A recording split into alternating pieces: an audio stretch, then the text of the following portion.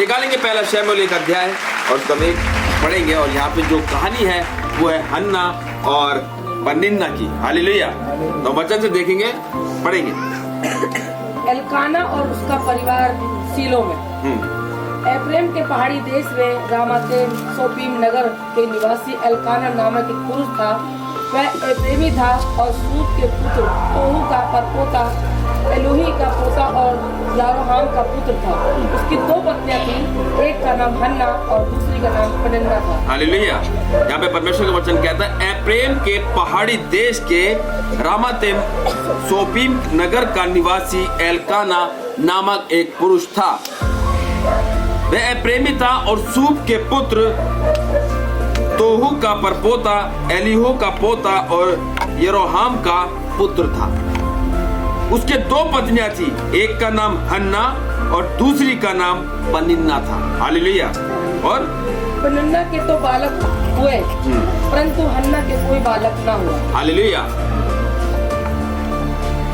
पनिन्ना के बच्चे थे और हन्ना जो थी उसका कोई बच्चा नहीं था। वचन को ध्यान से सुनेंगे और वचन के द्वारा ही आज परमेश्वर आपको आशीषित करेगा। कह रहा पनिन्ना के तो बालक थे लेकिन हन्ना के एक भी संतान नहीं थी, क्योंकि हन्ना को वो चिढ़ाती थी, अरे तू तो बांझ है, तेरे तो कुछ होगा नहीं, तेरा तो ये है, तेरा तो वो है, तेरे से तो कुछ होगा नहीं, ये वो फलाना ढिमकाना। जैसे एक औरत जिसके संतान नहीं होती वो उसको चिढ़ाती है, यहाँ तक कि वो उसको अपने घर में भी नहीं घुसने देती, यहाँ तक कि उसको वो अपने बच्चे तक नहीं देती, यहाँ तक कि उसका परछाई उसके ऊपर पड़ने तक नहीं देती। वो कहती तू तो बांझ है, तू मेरे बच्चों को भी खराब कर देगी, तू निकल यहाँ से। हालेलुया। एक बहन भी अपनी बहन को घर में घुसने नहीं देती अगर वो बांझ है तो।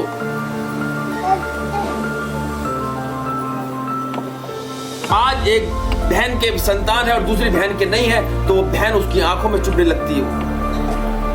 वो बहन भी जिसके संतान है और वो बहन भी जिसके पास संतान नहीं है, वो कहती भाई कैसे ना तो ऐसे करके मुझे बच्चा चाहिए। तो बहुत से लोग कहते हो जो जादू टोना ओझा वाले होते हैं, वो कहते हैं इसकी बलि चढ़ाओ, उसकी बलि चढ़ाओ, हो जाएगा, ये हो जाएगा, वो हो जाएगा। आज सब उल्टे कामों में लगे पड़े, लेकिन परमेश्वर साफ सुथरी तरीके से कहता मुझसे मांग, मैं तुझे वो आशीष दूंगा जो ना ही तो कभी घटेगी ना ही कभी खत्म होगी। हालेलुया।